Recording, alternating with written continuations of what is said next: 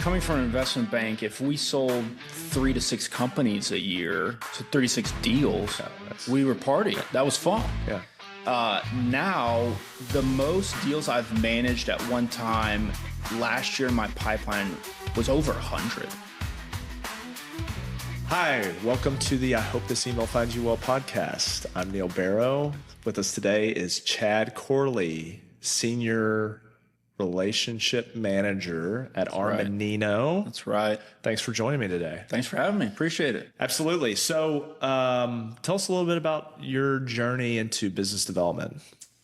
So I've been doing BD for about 11 years now.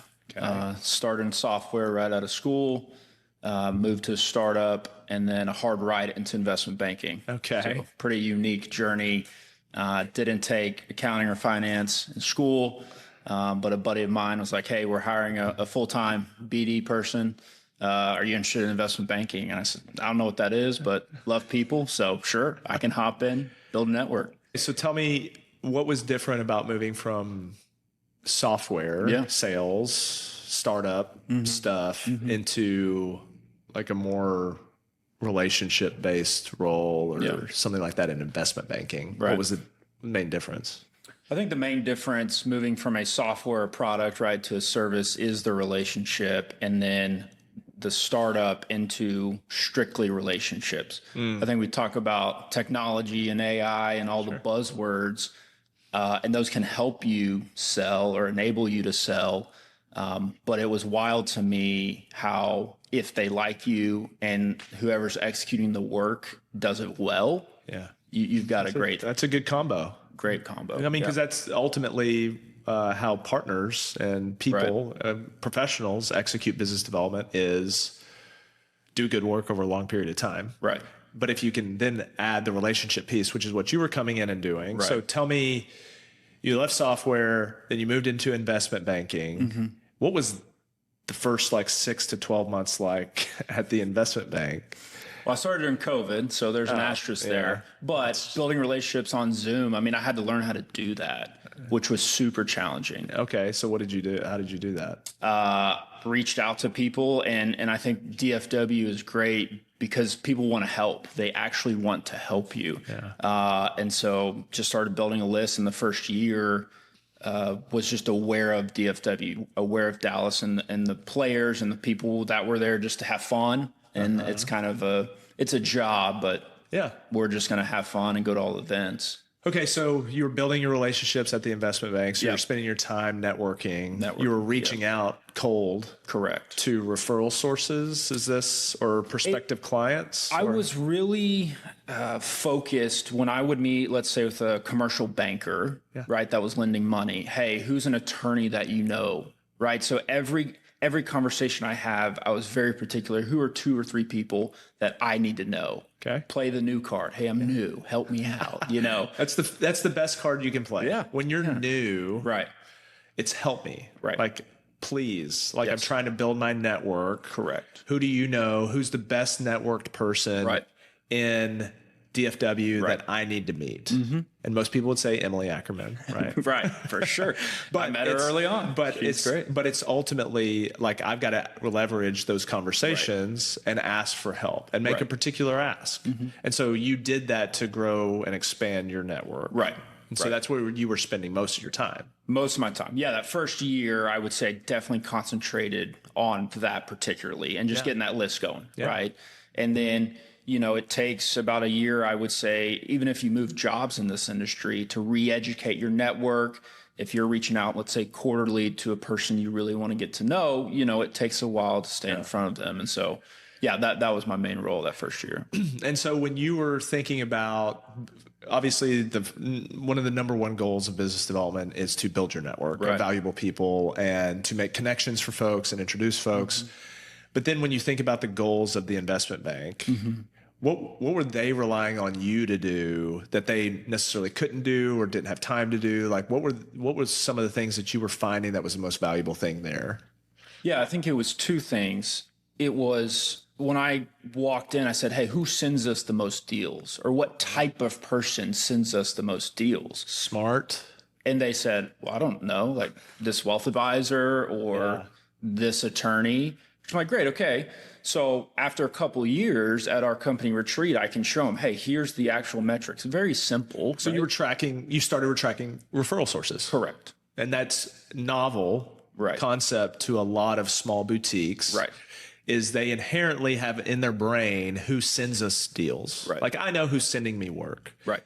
But we don't track it. Mm-hmm. And I would assume, and I don't know this to be true, so you can tell me if I'm wrong, but I would assume that there was a lot of people that you found that were on that list that they haven't caught up with in a while. Right. It might have been a while since they've talked to them. Right. Yeah. They did a great job. They'd been in business probably 8 years when I got there, but it's like, hey, year 2 and 3, who sent us that contract manufacturer? Yeah. It was which was fine, right? You're just scrappy. You're just trying to survive. Sure. And I think the partners, the vision was like, hey, let's get a little smarter. Yeah. So our marketing dollars, our pursuit dollars, where are those going? CPAs traditionally are at the bottom. Wealth advisors are typically at the top in that investment banking world. And so we spent more money as far as wining and dining and that sort of things with those types of people. So, okay, well, let me recap that. So you went in, we're asking, hey, just selfishly, where are you getting all your deals? So I know where to spend my time. Exactly. And they were like, well, we kind of know, but we're not sure. So then you took it upon yourself or with them, right? To say, hey, I'm going to build this list out. We're going to think about where these referral sources came from. And then you were able to come up with a list of your best referral sources. Right. And then it's, okay, well, if we're going to spend dollars in business development on events or things that we're going to do, these are the people that we're going to do it with. And now we know, okay, if financial advisors are our best referral sources, then you know where to spend your time. Exactly. Yep. And I think that's a really key point to business development because that's what a lot of BDers coming in, that's what they're trying to figure out. Right. Is where do I need to spend my time? Because I'm going to all these events, I'm networking, I'm building my relationships. I'm going wide instead of like focused and going deep. Right. And with those that are most likely to send us a referral. And so I think that's really great. So what did y'all end up doing for that kind of tier 1 referral source? Yeah. So the vision was, hey, Chad, go build your own network, get leads coming in and help us internally manage our pretty decent, strong network. Yeah. And so once I found out that data, it was, getting with an assistant that could help schedule lunches and those sort of things for the relationships already going. Yeah. And then for me, it was like, hey, how do I just expand on the success they've had, whether it's maybe a younger wealth advisor that's 25 at Goldman Sachs, has to smile and dial constantly, and a $50 million deal, their investment bank's not interested in, can we send it to you guys, right? So just kind of expanding the fringe, right, of what they were doing and kind of building my own. So you're highlighting, again, every business development role, which is I've got some internal responsibilities and I've got some external responsibilities. And how do I balance my time between those? Because you've got to build your own network to find new referral sources for you. And then you've also got to enhance the current referral relationships that we already have that are really strong. Yep. And so you were taking on, again, business development as relationship business. And so you're focused on the right stuff, which is our top referral sources. Right. Okay. Right. So then what else were some of your day-to-day or tactical responsibilities that you learned over time were most valuable for you at your investment banking stop? Yeah, I think there's someone that uses the enable word, right? Sales enablement, which is exactly, didn't know it, but that's what it is, right? And so at the investment bank, it was so refreshing because I was getting paid to literally meet with people all day. So by the time I left, there was, if you looked back on the past 12 months, I was meeting with 360 people a year. I mean, that's all I was doing because once we could get that business owner, that prospect in the door, pass it off to the team and go get the next one. Yeah. So I was not building decks. I was not doing any kind of CRM work really, besides keeping my own CRM of my contacts. And so it was strictly go in Dallas, make our name great, represent us well. So then you went to Armanino, your current role. And how long have you been there? 2.5 years. So enough to know what's great and what's not. Right. Okay. Yeah. So, when I was in business development and accounting, I was at two stops and both were very different. And both what was required of me was different. Right. And so could you share a little bit about what maybe you were told the role was versus what it is today, 2.5 years later, because these are on an evolutionary journey. These business development roles change and morph over time. Yeah. So what is it that you're doing right now for Armanino? Right.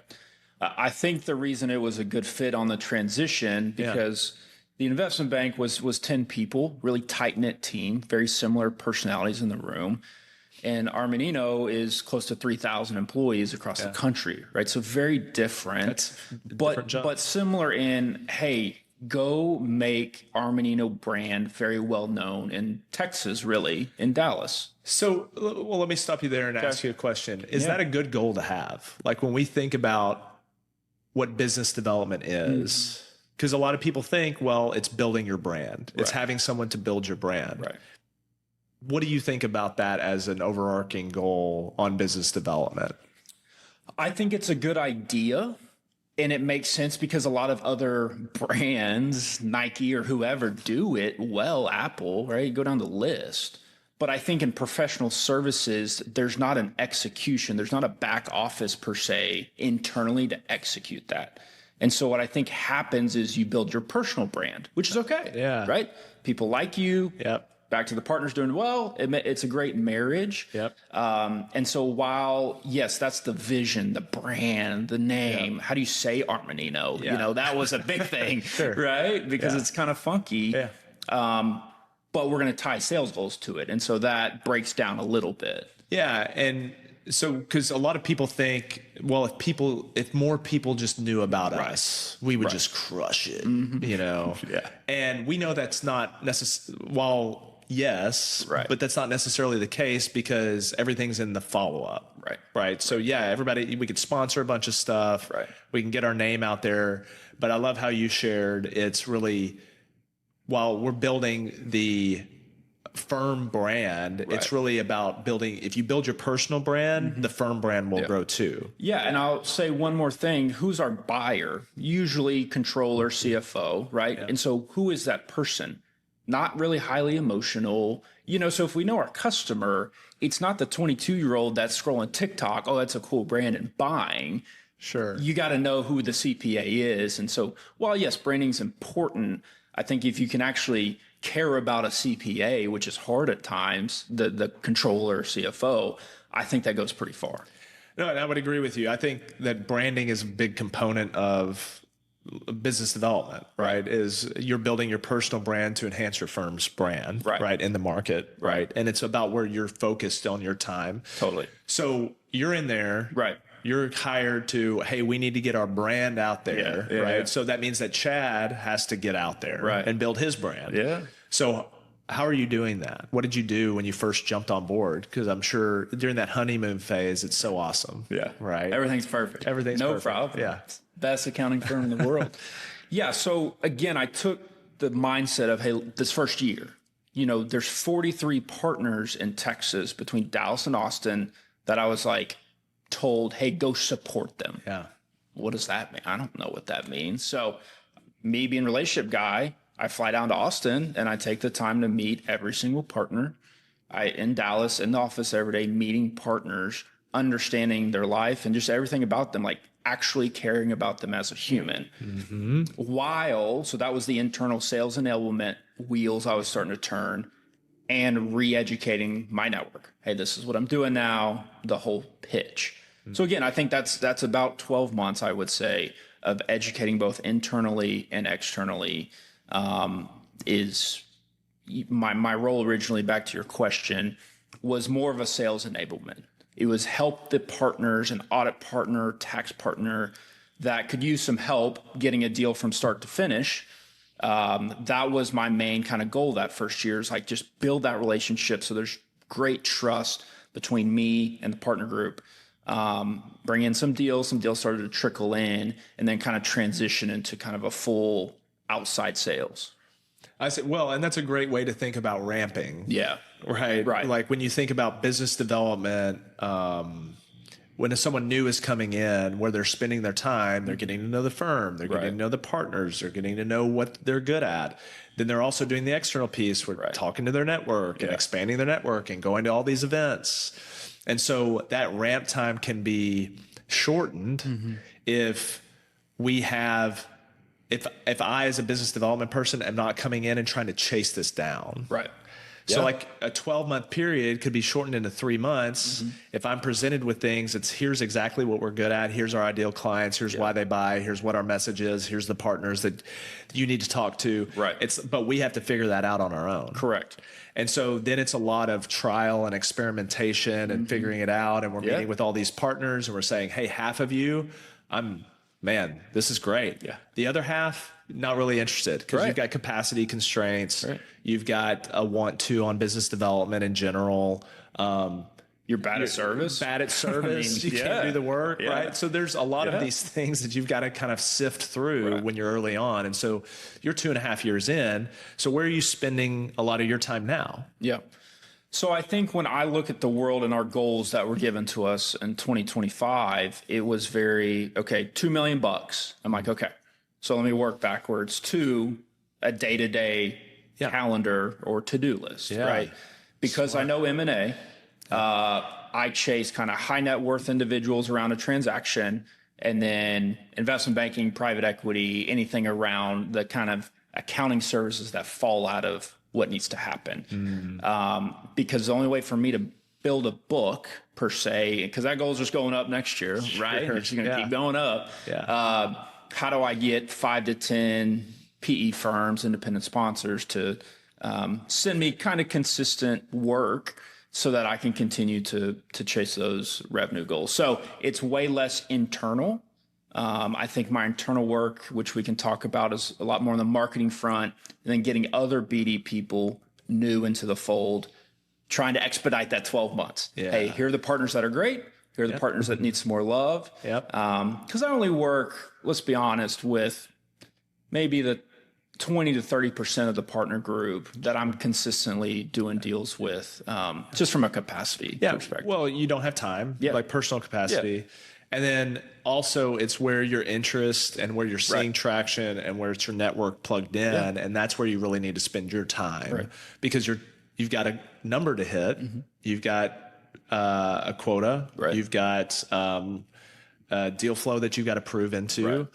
So it's maintaining that focus level and getting to that focus level, which is tough for a lot of BD folks that are coming new into the role, or maybe they're experienced and they're being asked to do all these things, and it's how do you focus it down? And so you found this kind of, because your background's in investment, like you've been an investment bank BD, so that's naturally, you're already plugged into that world. So it makes the most sense for you to spend time in there. And I think that's a really important point is, what is my experience, prior experience, allow me to speak and get into rooms that might be easier for me personally to do. That's good. And so for me, like what I'm doing now, I do business development consulting. But what it's easy for me to get into those rooms in accounting because my background's in business development and accounting. And so that's where I spend a lot of my time. And so your sales enablement. So you're helping the partners quarterback these deals that are coming in, which is, again, one of the most valuable things that smaller firms that are thinking about easing into business development can do. It's how do we have someone help us and centralize all of this and make sure that we're communicating quickly. Because you know this to be true, is it's the speed to lead deal. Like I won more deals in my career because I was the first one to respond. I was the first one with a price. I was the first one to ask and like, hey, we're ready to go. And so that shows that we want it more. And so you can win by just doing that. And that's not necessarily a skill set. That's a process. Right. So tell me a little bit about some of the enablement things that you're doing and then some of the origination things that you're focused on now going into year 3. coming from an investment bank, if we framing this, sold 3 to 6 companies a year, so 36 deals, we were partying. That was fun. Yeah. Now, the most deals I've managed at one time last year in my pipeline was over 100. That's crazy. Right. So obviously different price point, and I knew that. So I had to really tighten up my processes tremendously. Yeah. Because if your average order size is 60 to 100 grand versus $2 million, right? Yeah. So I knew the network was similar, but I knew my process had to change.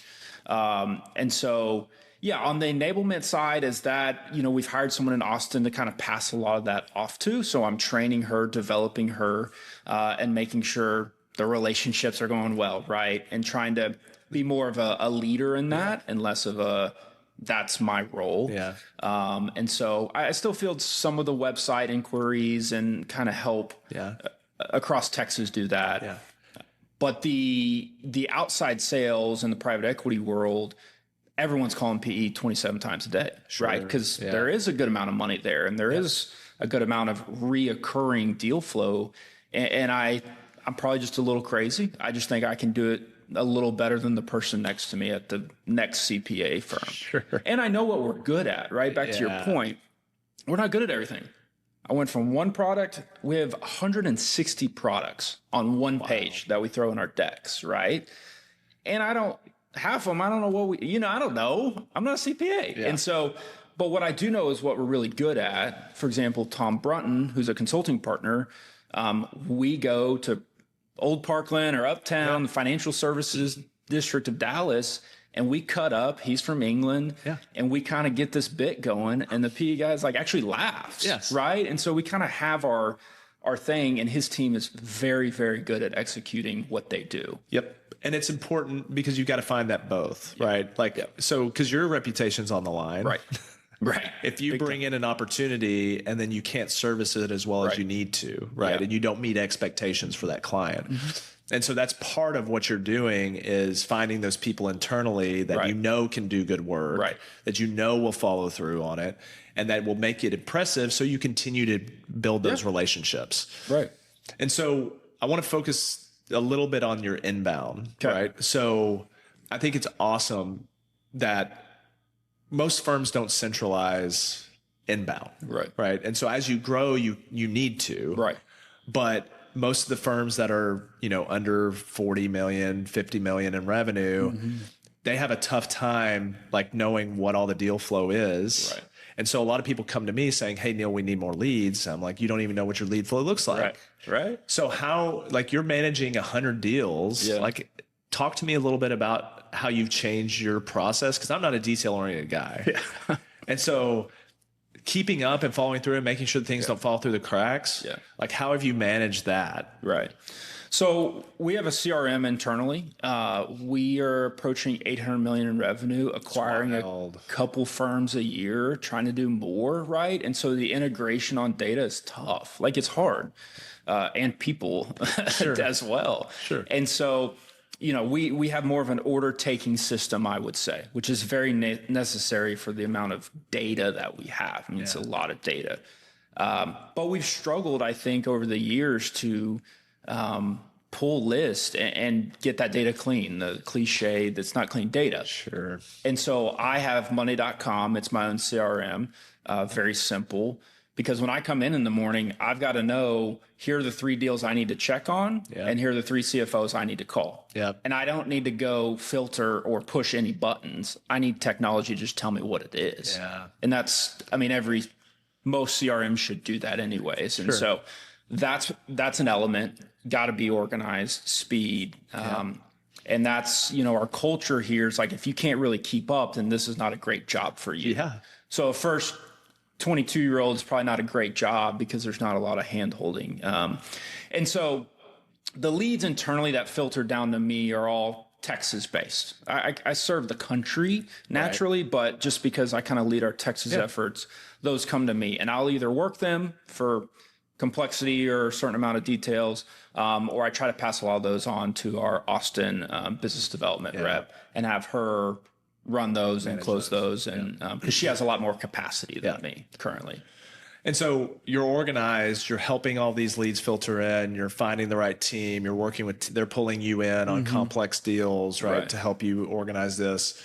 What are some of the challenges or maybe a success story, maybe a combo of when you think about the client journey, the buyer journey, the sales process, whatever you want to call it, but that first conversation to close, what are some, do you bring in partners immediately? Do you have the first conversation? What do you talk about? What questions do you like asking? Like, tell me a little bit about the sales process. How long do you have? So to summarize, I think when I get a lead from a PE firm, right, it's, hey, what's the service? And then I have probably one or two partners that I'm like, hey, they would serve them well. And this is, I mean, it's a constant relationship game. I got to know what's going on with them personally. Like, are they going to be excited? Is something going on at home where it's probably not a great time? And then are there examples or other situations where they've done super well and I can bring them in? So every service line is a little different. But let's say it's a we need controller for 2 months, right? Back to my Tom example. I'm bringing him in, someone on his team, and we're having that conversation together.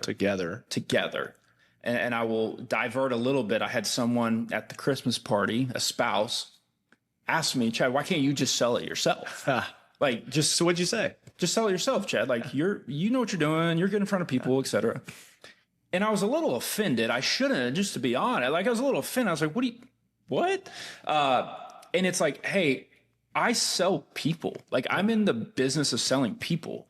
What I love about Armanino, especially in the consulting world, they'll throw a controller and they might suck or they might be good. We don't have that model. There's a team. Even if there's one person executing the job, we've got 3 people on that team overlooking that engagement. And so it is 99% of the time I'm bringing a partner or someone that they're servicing it or their team is. Because without it, it just doesn't work. And so you're bringing in the partner, you're having those conversations. What are some of your questions that you like to ask to get things moving to the next stage? Because we all have these opportunity stages and things like that. But do you have some go-to questions in your discovery calls or I think calls? I think it's important. You know, there's all kind of timing charts, and here are the 5 questions you have to ask. Do y'all have a playbook at Armanino? Yes, in our CRM, it's not like a mandatory you have to, but we've done a great job. Sam Corsi, my current boss, has done a great job on more operationally, documenting everything so that when people come in, there's a page and a half, which is painful. I can't imagine trying to put that together, but he's disciplined enough to put it together on every step. Hey, Dad, $100 million, it's time to do that. Right. He's very gifted at that. And so, that's cool. I think timing's important and budget. And half the time they won't tell me which is fine, but I don't mind the awkward conversation. Let's talk about it. I think that's part of our roles as kind of the emotional intelligence hire is to read the room and ask, what's your budget? What's your timing?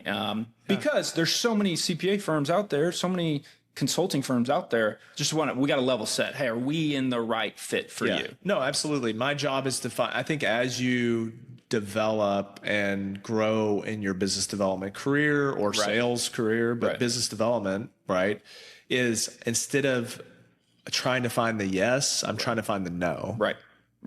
Is why won't this work? Right. What are the barriers to us working together? And so some of my favorite questions are, what level of priority is this for you? It's good. I like that.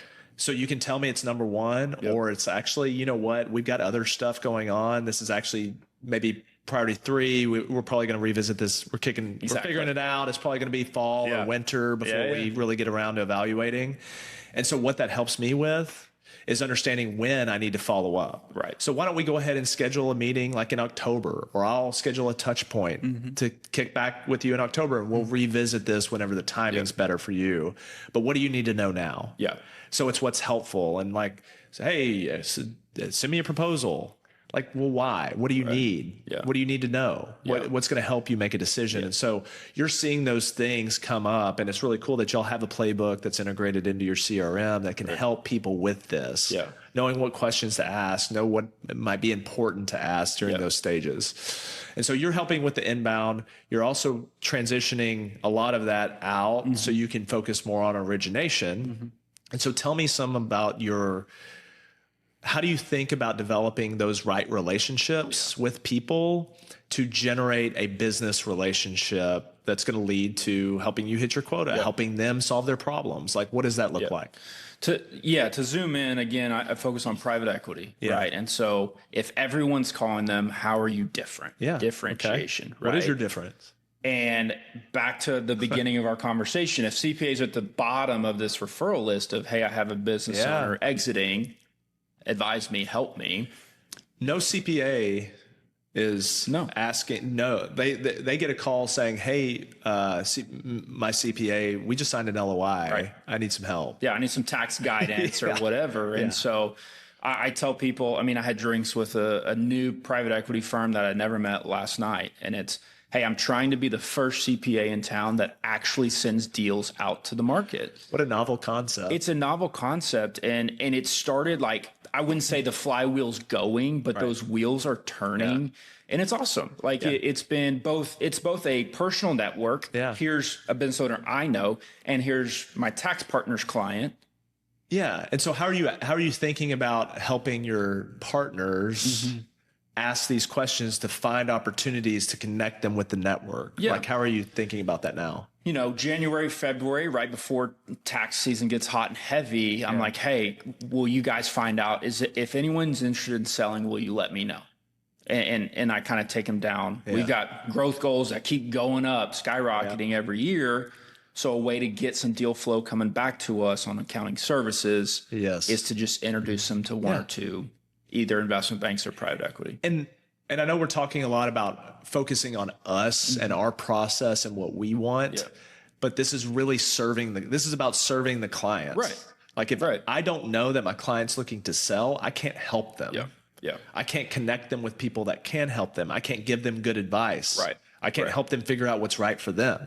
And so if I don't know to ask those questions, or if I'm not being encouraged, enabled to ask those questions by someone like Chad internally, then it's hard for me for that to be top of mind because I've got other things to do.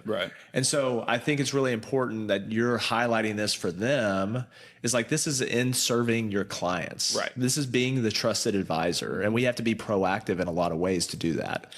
So you're wanting to activate these partners to enable them to go and understand their clients, and when they're ready to sell, or if they're ready to have a conversation around succession planning.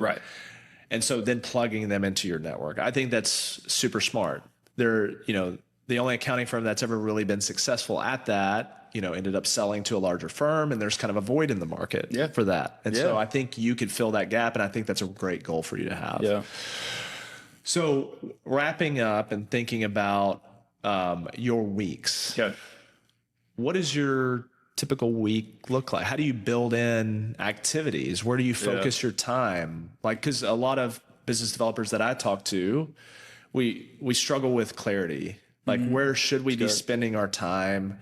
What should my focus be? I can do so much. I can go to all these events. I can do everything. But how do I focus and create clarity around my calendar so I know what's the most useful thing? So what have you found the highest ROI things that you could focus on? Are you asking me how many times I play golf every week? Maybe that was implied. Okay, but that's what everyone tells me. I play golf too much. So I start at the top and like, who has sent me the most amount of deals?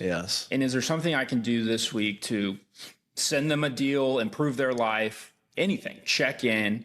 What's an excuse to reach out? And I do actually want to help. I'm not just saying, can you send me a deal? Can you send me a deal? It's no, how can I help improve your life? So connections or information or checking in or an invite to an event, like those type of things. That's how you're creating. That's how I'm organizing my week, is starting at the top and then going down. Right. And it's, when we're filming this, it's summertime, right? So things are a little slower. And so there are every quarter, every 6 months, I go back through every meeting I've had and say, hey, is there any CFO I need to follow up with? Yeah. Did I miss anybody? Right. Because this is such a volume game now for me, I have to put every CFO in my CRM or I'm losing them. Yeah. So there is this kind of direct to consumer, if you will, direct to CFO. Yeah. And then the referral game with the private equity firms. So you're balancing outbound a little bit, like warm outbound, and your referral relationships. And you're starting at the top and you created this short list and you're working down it. Right. And then trying to find ways to add value to each of those people. Right. And thinking about the relationship. Okay. And so how do you go get new like opportunities, referral sources? How are you building that into your months or weeks? Yeah, it's similar to when I was at the investment bank, right? Like, hey, do you corporate attorney, M&A attorney, do you know who's your best? So you're asking private equity, So you're going and asking your best relationships to help you build other relationships. Yeah. And I think that's a key missing point for a lot of people. Yeah. Is to ask. I've got to, because that's an easy, low level, low commitment ask for me is like, hey, Neil, what insurance broker do you know that deals in private equity? Oh, well, okay. Well, let me look. I'm happy to make an intro if I can. Right. And it's not asking for me to dig into my clients and try to send you a client. Right. So it's a lower level ask, and I want to be helpful to you because we have a relationship. Yeah. But you haven't asked me. If you say, hey, if you know anybody that's looking for accounting stuff, like, let me know. Yeah. Like, no, I don't know that, but you're making this particular ask, which is smart. I think I'm confident enough if I can get in a lunch or whatever event it is with the CFO, I'm going to manage that relationship for the next 5 years. Sure. Work will fall out eventually. Yep. And same with private equity, right? It's, hey, can you I do this with my partners and it's worked so well. There's an independent sponsor in town, SMU, buddy. We just have a lunch. 12 months later, we're billing them over $1 million at work because I've gotten in there, added value, cared about them, sent them a few deals, told them where we can help, what we're not good at, what we're good at. And we look back and we're set, over $1 million deep. And that's the stuff that gets me excited. And so you've highlighted a deal. Like, is that your best deal? Do you have another maybe story that is interesting? Yeah, I think when I can get creative or have to get creative, it's fun. And it's like, that stuff goes right to the vein, right? So again, I have this direct to CFO and then I have this, private equity thing as well. And so, I have a couple stories of we do an audit for one portco. We get the introduction to the partner at the private equity firm, and we're 6 deals, 12 months, we're 6 deals in. How do you make that that transition is hard for a lot of people? How do you? I think I know how to talk to the PE bros, is that what you mean? Like, no, well, yeah. Like, how do you get in? Like, okay, because a lot of firms have one portfolio company that they do the audit for, but they have no relationship with a private equity firm. Right. So how do you make that transition? I just ask, right? And a lot of it's like, oh, I don't like the private equity firm, or it's tough right now. They're on me constantly, so I can't make that introduction. So a lot of times it's a no. So you're asking the CFO. For the introduction to the private equity firm. Or sometimes we're brought in right when they buy, and so the PE firm's involved a little bit. So there's some relationship. Yeah. And this is a one down in Austin. And so my audit partner, Jeff Owens, who's awesome, was like, hey, I think he'll meet with you when you go down there. Just ping him. And sure enough, 20 minutes, right? That's all I got. Sure. It's a coffee after lunch. And this particular service line, he's like, oh, the past 2 years has been terrible. Well, I'll just give you the next one, which is not a Dallas conversation, right? Sure. Austin's very different, but it's been a great market for us. And so we got the next deal for him. Okay.